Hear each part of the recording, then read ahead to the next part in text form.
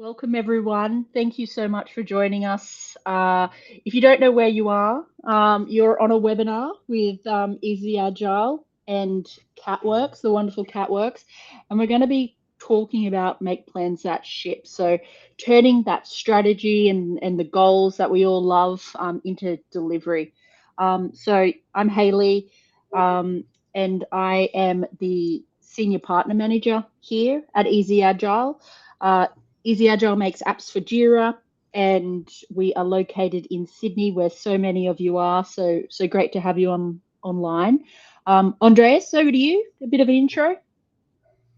Thank you so much. I'm Andreas. I'm a practice lead for enterprise strategy and planning at catworkx. And what does that mean?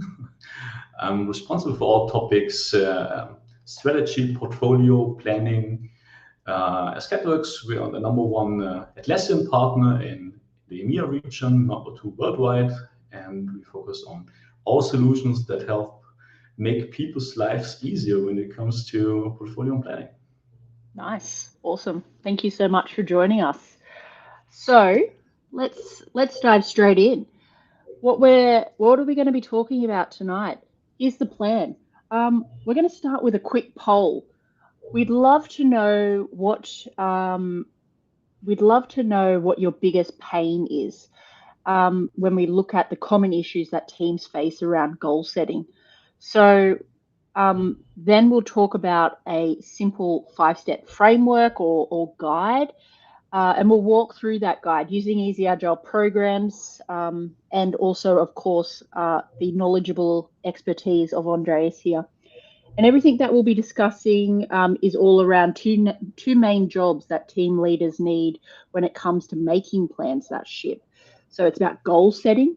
How can you define a shared outcome and a focused picture of success and link that to your day-to-day work? It's something that so many teams struggle with. And then number 2, we're going to have a look at how to track the work. So how can you keep it all in one place and make it real time, that real-time view on progress and manage risks as well, and adjust your plans together as a team. So we're going to show you in the next 40 odd minutes how we do that, or how we think you can do that.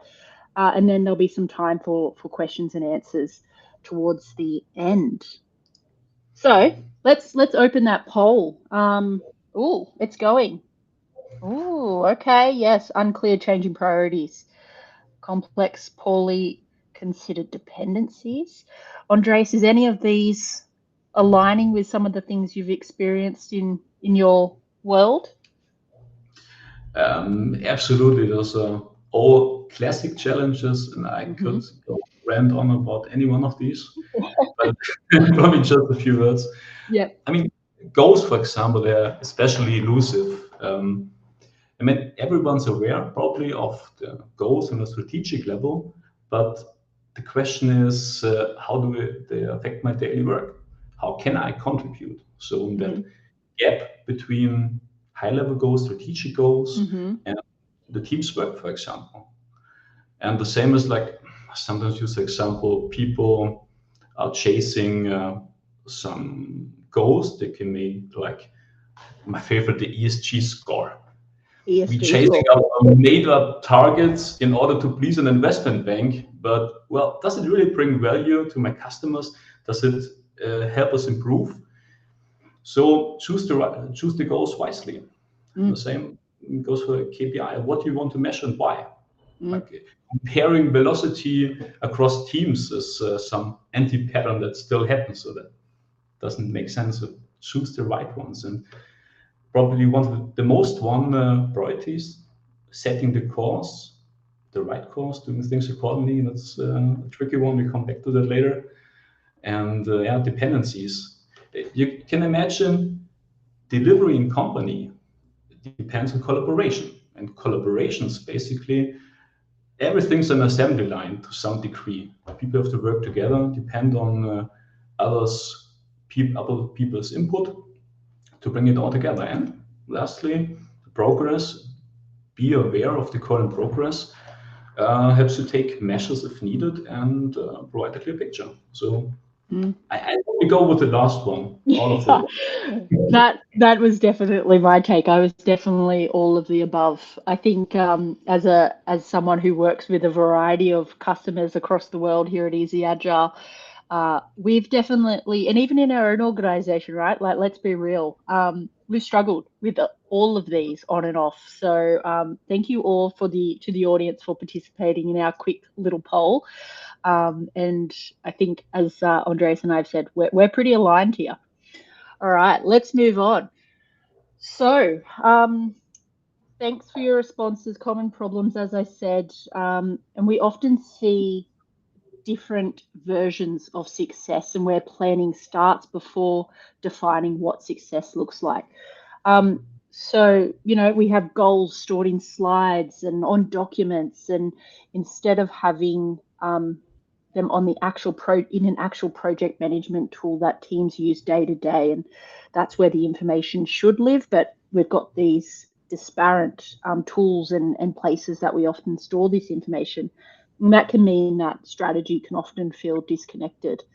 And then finally, backlogs exist without a common target. And so I think you were talking about those goals and having that North Star a little bit earlier, Andreas. And without that common target, it results in everything feeling like a higher priority, but there's really no real outcome.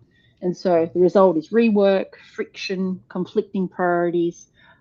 But we're going to talk about how we think there's some ways to break through this with our very fun little case study. So here we are. We wanted to make it real for everyone. And here's how it's going to work. We're going to look at a real problem faced by an imaginary person, or a group of people actually, that we've created. And then we're going to hand it over to Andreas to help us fix some of these problems that the team or these people have. We're going to ask him to fix it with his expertise. Let's see how you go, Andreas. And then we'll show the solution, how it might really work in our product. And we'll give you a very quick overview of the product. But at the end of the day, we want you to take away some really concrete things that you can do with your teams.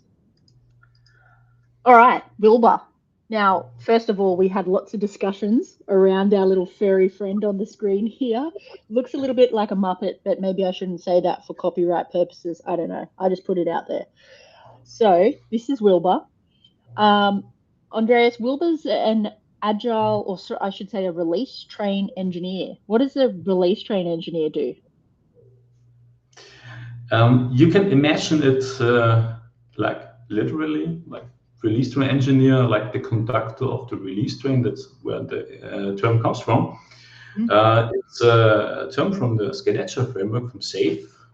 Sometimes explained it's like the Scrum Master, but for the whole Agile release train, for the group of teams, but with different responsibilities, of course, and sometimes caught in the middle between trying to please everyone, taking care of the teams, talk to product management, sometimes the business, different stakeholders. So it's a central position, and sometimes you're on edge when it comes to your planning. It's challenging. Yep. I wonder if you're an RTE, please drop it in the line. We'd love to hear. We'd love to hear if there's any RTEs in the chat. I want to know if you resonate with this little story or this question that we're going to ask. So this is what Wilbur's challenge is. It's 2 weeks before planning. The checkout team talks about conversion. The platform team talks about reliability. The mobile team talks about a sales feature. Work has already started, but no one can say the one result will ship together. How can we get a clear outcome that everyone aligns on? Very common problem. Andreas, what do you think? What do you think the solution is to Wilbur's common problem? As you know, I love figure of speeches and little anecdotes, and I was in that situation many times, of course, and I once compared it to a family vacation. So planning a family vacation. The dad would like to go to the mountains, visit old castles, and that could be me. Wife look like to go to the beach, visit nice restaurants. Kids like to go to Disneyland. Dog likes to stay at home and play with the tennis ball at the lake. So you can't make everyone happy at the same times. What's the goal? The goal is you want to have a good time as a family. You can't please everyone at the same times. You have to get a prioritization and alignment, common understanding. So that's the first step. And that's one of the biggest challenges ahead of PlanX. But what you do want to make is to make it clear what you want to achieve. So we've discussed this previously, and we talked about this one-line outcome statement. I think you've gotten it right there. It's trying to bring those disparate views into that conversation around what is the end goal, as you were just saying. Absolutely. It's not difficult to explain something in a complicated way. It's the challenge to take something complex and explain it in simple terms. That means you understand what you're talking about and you can explain it to other people. So you have corporate settings where people are hesitant to ask some questions because everybody knows. Probably it's just me who didn't get it, so I won't raise the questions. You can avoid it in some respect by formulating it in a simple, pragmatic way. So that's one helpful approach. Love that. All right. Hopefully we've solved Wilbur's problem there. Let's move on to another problem that product managers face. First of all, product manager. What's a product manager do? It always says it depends. Roles are, of course, interpreted differently in different settings and organizations and frameworks. But you usually have a product manager, product management that keeps track of your product development, for example. You have product owners, group of product owners. They align, and the product manager helps to facilitate the alignment and also keeps tab on the business side as a focal point. So that's in simple terms. Yeah, we've got a few product managers at Easy Agile, as you might have guessed, as a product company, and they have many hats. So I think so I'm going to say that I resonate with this problem that Sabine, the product manager, another furry friend, has. So Sabine's drafting objectives with the team leads and has 12 objectives. Some are tasks, some are hopes, but no one wants to cut anything. How does Sabine focus on what matters and still be honest about capacity and what they can achieve as a team? Now, I'm going to show the solution slide and let's talk about it a little bit. What do you think, Andreas, about this solution? I mean, of course, you have to keep in mind you can't make everybody happy at the same time, and you have to be transparent and honest, frank about your capacity. It's like a big wish list mostly that comes from business side. Everything's equally important, but the key is to narrow it down to the most important ones and just don't have an atmosphere of collaboration that doesn't seem like for the teams, yeah, it's top down, that has to be done, okay, let's do it. But to do it top down, bottom up in a collaborative planning way, start early, of course, and commit only if you really commit to it. Don't get pressured into doing something that you know from the start we won't have the time to do it, probably, just to please everyone. The goal is not to please everyone just for the sake of it, but to be realistic and show why. That's the right choice.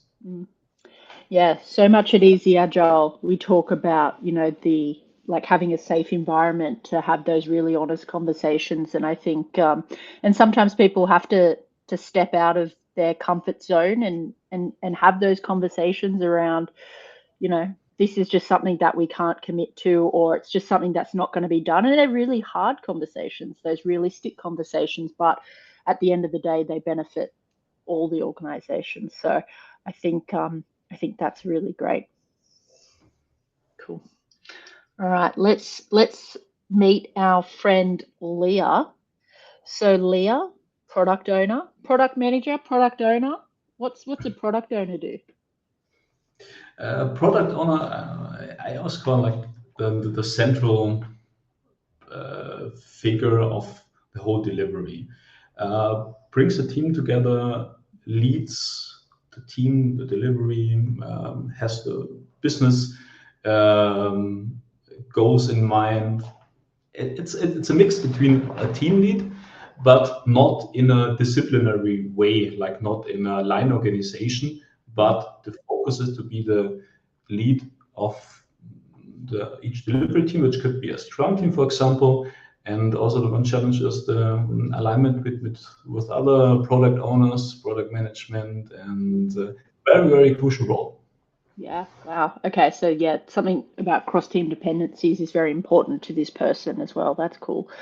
So Leah's... I have to add compromise. Compromise. That's in most cases, compromises make it worse for everybody.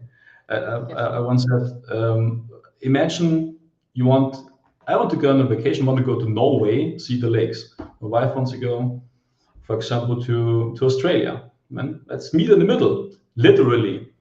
We are not nobody's happy. So that's a bad compromise. But there can be good compromises as well that work. So I don't know, your son would like a real life dragon, and the daughter would like a pony. So let's get guinea pigs.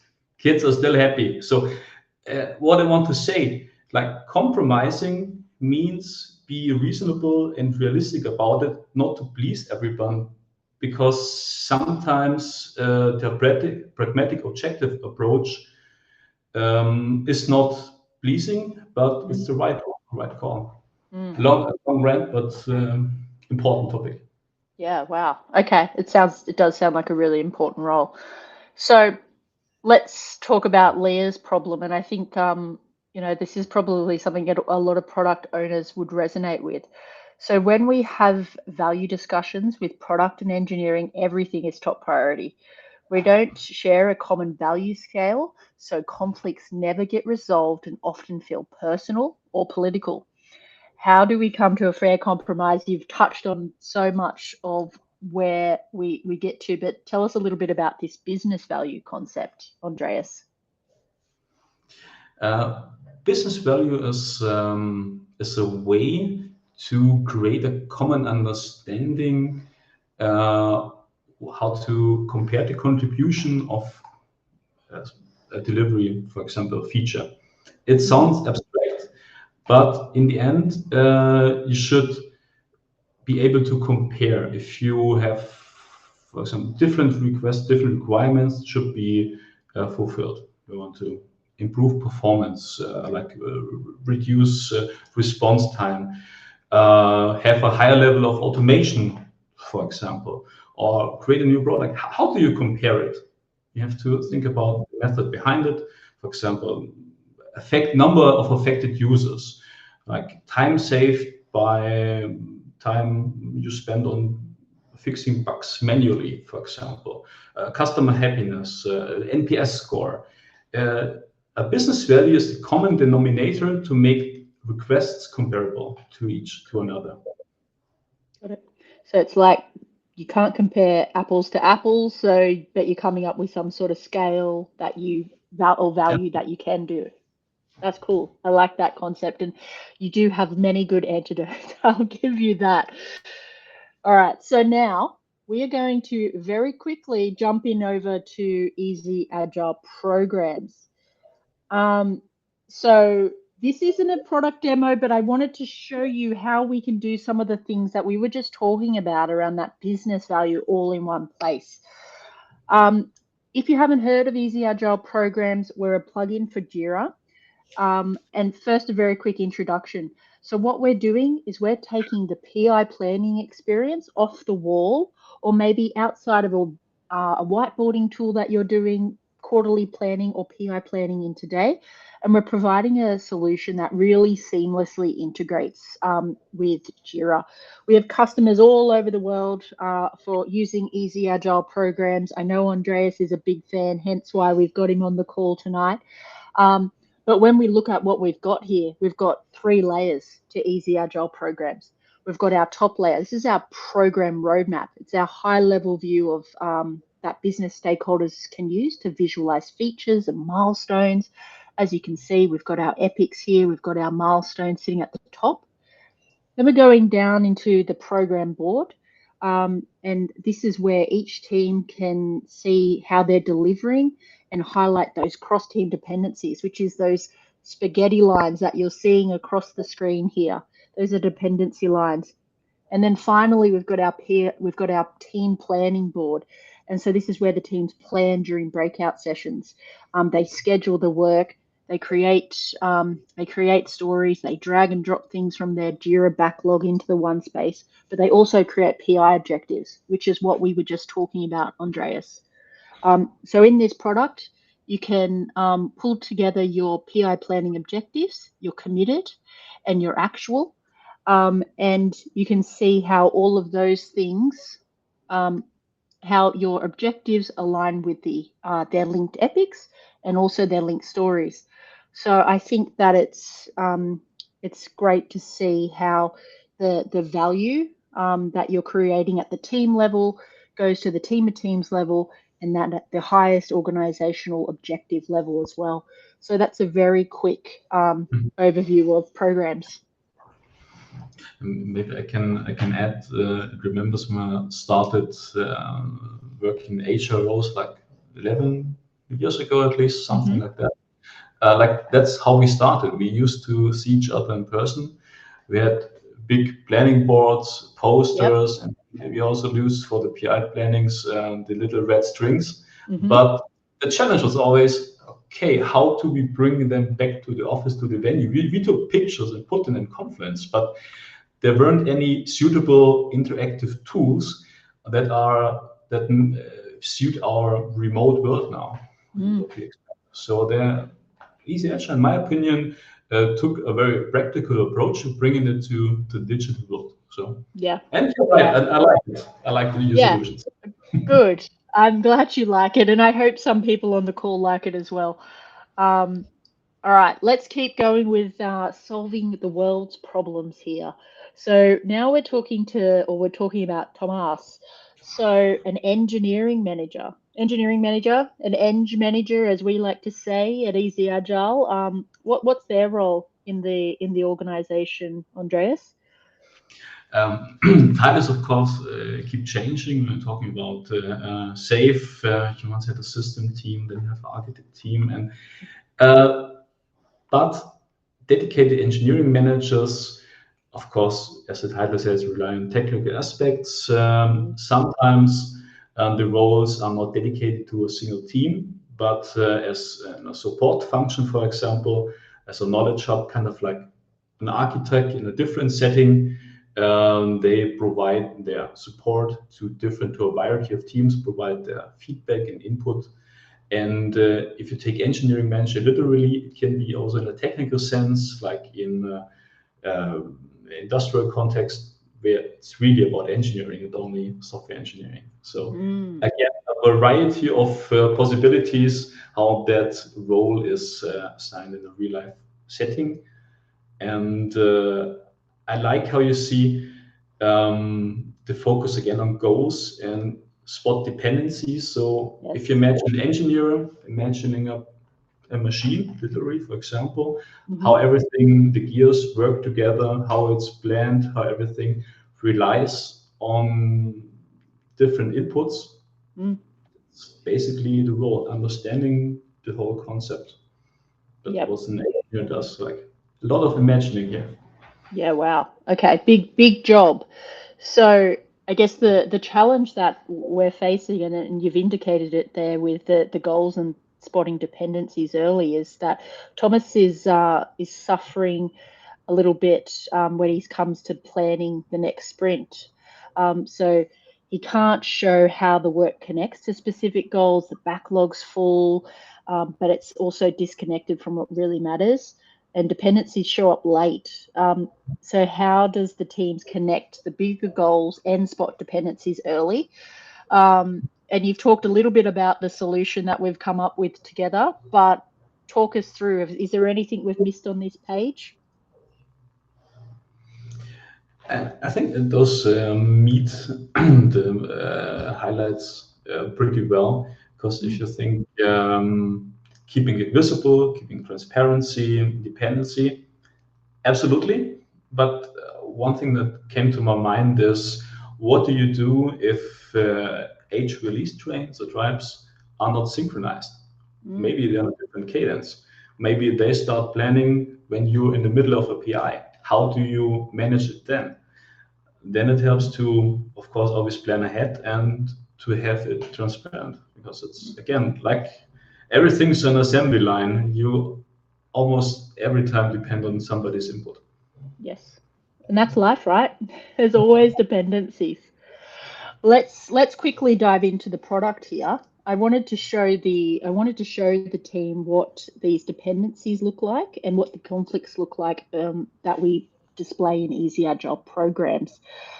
So as you can see, you're seeing these spaghetti lines. In Easy Agile Programs, you can actually create those dependency lines, and you spoke about actually doing these, creating these dependencies with strings on a board, but we can do them in a digital sense with Easy Agile, as you can see. We're displaying healthy, which are our green dependencies. We're showing conflict, which is our orange dependencies. If I do the old drag and drop here, some might call it gold.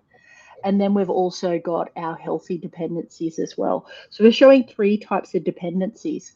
But another thing that I wanted to show teams is that we call out this risk bar. So if there's a risk attached to an epic, let's filter this epic and see what issues we've got. So there's actually an issue scheduled outside of the epic here. You can actually drag and drop, and you can adjust or you can amend that risk that we called out with this yellow bar. So things like calling out those dependencies, calling out the risks early, and having the relevant conversations with teams is so important. And that's why a lot of organizations like to see those dependencies visually in a product like Easy Agile Programs, but very important conversation. Awesome. Now, let's have a look at Wilbur. So Wilbur's a release train engineer. Now, we know what an RTE does because you've already told us, but there's another problem. They're in the middle of a PI cycle. This is Wilbur, back again, in the middle of a PI cycle, and they spend more time in update meetings than removing blockers. Risks come up late, new requests keep changing goals. So how does Wilbur keep one consistent view and get help faster as well? Any advice there, Andreas? And I have to say, Wilbur looks noticeably happier. That's a good start. Excellent. And yeah, there's always a want for updates. Everyone's keeping posted on other meeting, but that's the thing, like spending too much time in meetings and keeping everybody up to date in a face-to-face meeting. If you have a possibility to get informed in a self-service way, like looking at a tool, that helps. Want to foster transparency, and the one thing, you don't want to interfere all the time mid PI. That's something that can throw teams off track. So Yes. But yeah, that's a risk on its own. Yeah, we often talk about context switching here at Easy Agile. That would be a pretty big context switch to talk to someone in the middle of a PI, right? Now, I think we've covered most of these. So we've got use one board for timing and milestones, as you said, that common place of information. Keep objectives consistent. and then this objectives report. I love this meeting script, 1 minute per objective, status, risk, next unblock. Have you ever used that, Andreas, that sort of framework in your meetings? Yeah, I can relate to that. It comes to many situations where some people love to discuss one issue alone, and it can drag on and throw you off your timetable. So if you keep it time boxed, always a good thing. And to say, okay, that's next. So we want to get through all the topics and pay the right amount of attention to each issue. So I use it many times. That's good. Great. I think I'm going to implement that in my next status update meeting. And now finally, I wanted to show you, this is a relatively new feature. For anyone who's using Easy Agile programs today, we've created something around dependency reports. And I think it's that you spoke to some of the points, Andreas, around, that single source of truth and the tracking of objectives. And I think what we've done here is we've created a fairly straightforward dependency report. So we can see the dependencies that are mapped on our program board. Here it is within the product, and we can see which teams those dependencies are against, which teams are blocked in this dependency report. And we can even see how the teams are progressing against their objectives within the reports as well. So you might remember I showed off the PI planning or the PI objectives feature within the product. And this is actually showing how the teams are tracking to delivering on that PI objective in a really simple and straightforward manner. As you can see, there's a problem down here in the infrastructure team. They're off track, 15% done, and I think they were a fair way through the increment or the quarter. So a bit of work to do. And then, we've incorporated this this download button, so you can download it into a PNG, because I know similar to tracking those objectives in one place, and that status report, sometimes the people you need to share the status with aren't in the meeting, aren't in Jira, and you need to put it on a PowerPoint presentation or a Canva or in a Confluence page. So we've got that there too. Okay, now we are so close to the end. 5-step checklist. Here we are. I'm going to make my screen big again. All right. So we've come up with together a bit of a 5-step takeaway checklist for you all. Andreas, do you want to kick us off? What's the first step in our checklist here? Yeah, I'd love to. Define common outcomes. That's the difference between output and outcome. Is essentially, you probably know from OKR. Outcomes, I always say, is what really matters. In the end, output can be anything, an amount. It doesn't mean it's something useful. So outcome is what we're aiming for, and you have to be clear on what you want to achieve and get it right. So the foundation is key. That's the first step. Love that. And I think it speaks nicely to the next question, or the next step in our takeaway checklist, which is to have only 3 to 5 objectives. And we were talking about one of our furry friends, I can't remember which one exactly, had lots of competing priorities. And I think just like having those commonly defined outcomes, you also need a common and agreed upon set of objectives, not too many. Over to you for number 3 on our checklist, Andreas. What you mentioned, I'd like to add, not too many objectives, and also a product owner, you have to decide on and also negotiate in some way. That's compromise. Okay. It's limited, sometimes compromise, yeah, but you have to say no, and that's better for everyone. And number 3, use a simple business value scale. That's what I meant with the common denominator. Make it comparable. And of course, there goes a lot more into it. It sounds pretty trivial, but how do you come to the business value? How do you achieve it? What goes into it from a long a list of priorities that gets prioritized and then assigned the business value. And then at the end, for sake of comparing the planned versus actual value, that's what makes it, I'd say, more objective and also fairer and more accepted by everybody if you use that. I'm a big fan of it. Love that. Love that. All right. Then the last two is link daily work to objectives. So the team and the people doing the work understand what they work on day to day levels up to those common or those created objectives. And then finally, keep it all in one place. Have that shared view. Have that one spot of truth. We were talking earlier about having those disparate places of planning. Make sure you have it all in one spot. And run 15-minute reviews. I loved that last framework that we were talking about. What was it? 1 minute per objective, status, risk, next, unblock. I liked that meeting script.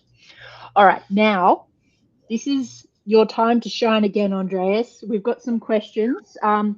I'd love to hear from the audience. What questions do you have for Andreas around planning and turning strategy into goals that really deliver? Any questions out there in the internet, the World Wide Web? That no one says that really anymore. It's just me showing my age. I love sounding old-fashioned. Oh, all right.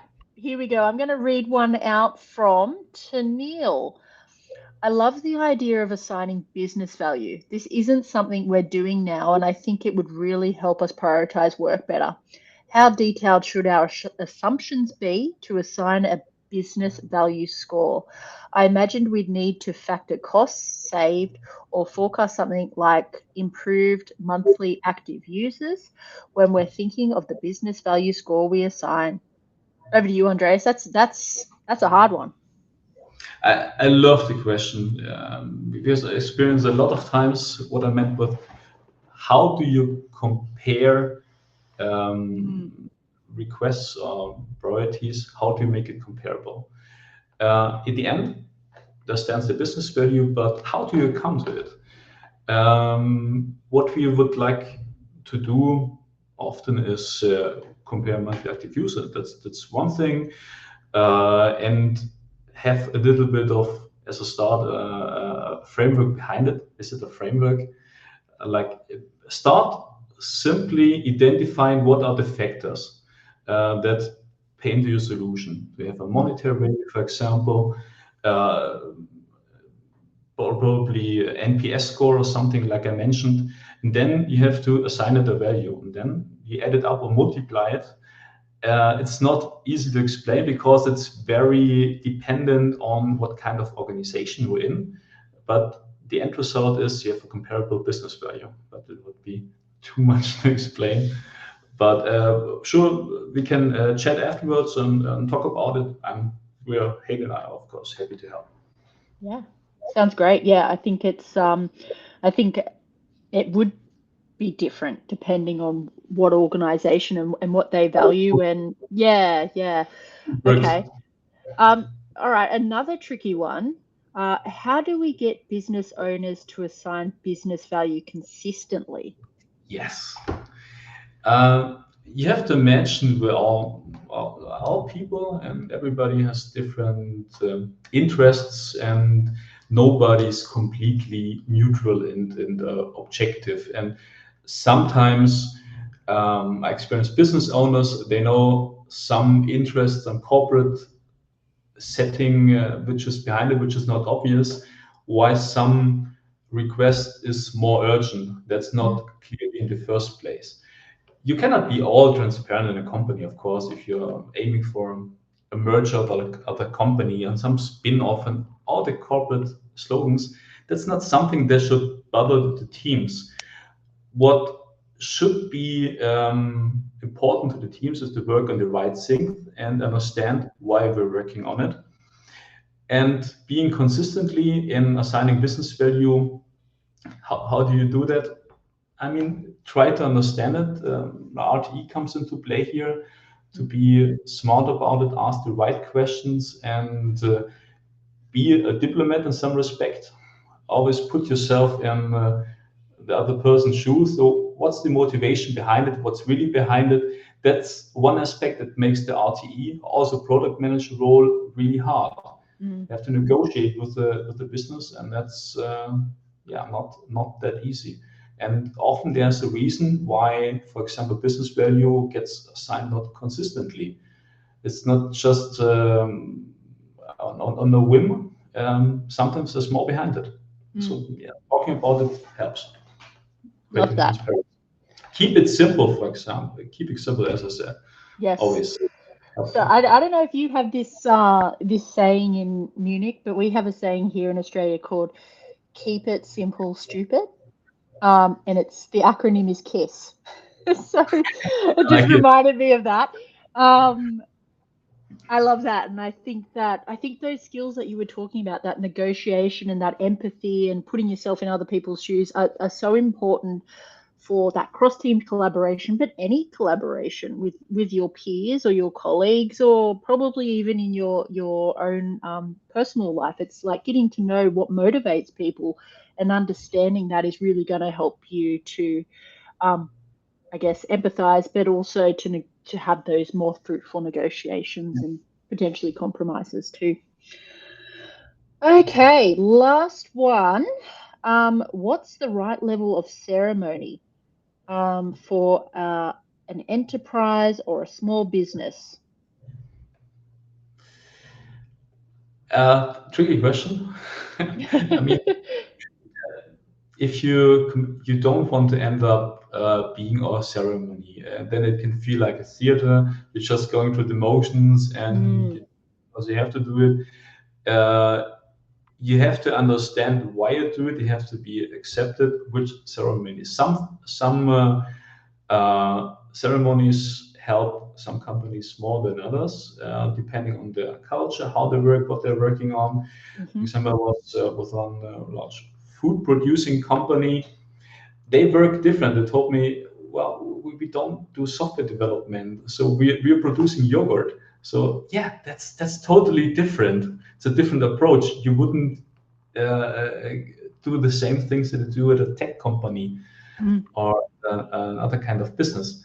So it depends, and I'm always a fan of adapting frameworks and methods to individual companies. There's no one size fits all. There are certain best practices, some tips that help, but it's always individual case. No one's like the other. Totally. And sometimes you can be in a position where one ceremony or a few ceremonies work for you in this time period, and then a few months later, the teams have changed, the dynamics changed, the priorities have changed, and maybe the ceremonies change. But it's that constant touching base with the team members, that honesty that we were talking about, that's so important to adapt to the times. All right, well, that's it. Well done for sticking with us. If you're still around for 45 minutes, I learned so much from you, Andreas. Thank you so much. Thank you to everyone who has joined us this evening. What's next? You're going to get a workbook or an ebook after this recording, and we've got your email address, so don't worry about that. I'd also love to share with, obviously, we've got the catworkx team on the line, plenty of experience and expertise in the space if you're looking at needing help for quarterly planning or agile consulting. And remember, alignment always beats activity. I think we got to the outcomes over outputs. But thank you, everyone. Have a lovely day or evening wherever you are. And thank you for joining us. Thank you, Andreas. Thank you so much. Have a great evening. Thank you. Bye.